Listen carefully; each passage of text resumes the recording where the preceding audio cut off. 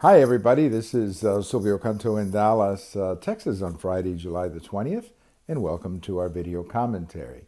Yeah, today we remember one of the most important dates in world history, one of those moments when, one of those moments that people are going to be talking about 300, 500 years from now, much the same way, I suppose, that we talk about Columbus landing in the New World in 1492. I can certainly imagine people 300, 400, 500 years from now talking about July 20th, 1969, when Apollo 11 landed on the moon. And, I remember watching it with my parents in our living room, and it was truly an amazing thing to watch on television. For my parents, of course, it was even more amazing because they even told me themselves they never thought that they would see something like this in their lifetime. And Apollo 11 was sort of the culmination of many, many missions and a tremendous work that was done by some very good people to put a man in the moon.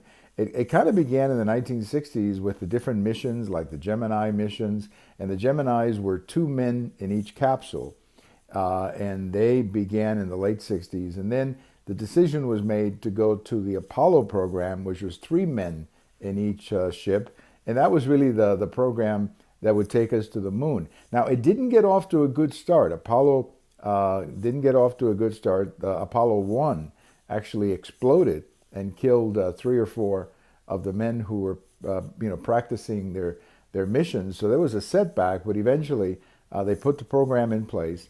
And probably the most significant one happened on Christmas 1968, when the Apollo 8 mission was the first time that man went around the moon, which is a pretty remarkable thing to think about. Man went around the moon, and then on December 24th, late in the evening, our time here in North America, they literally read from the book of Genesis. It was really an amazing, emotional thing. I remember listening to it on the radio with my parents coming back from the midnight mass. And, then of course you had other missions, and then came Apollo 11. And Apollo 11, from the very beginning, we knew that it was going to the moon, but the landing on the moon was a spectacular thing to have been alive.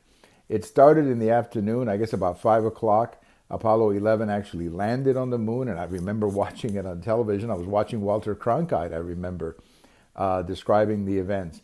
And then, I guess about 9 o'clock, Neil Armstrong stepped out and walked on the moon. And the whole thing was just remarkable to watch. And it's one of those moments when you feel like you were so lucky to be alive, to be able to appreciate it.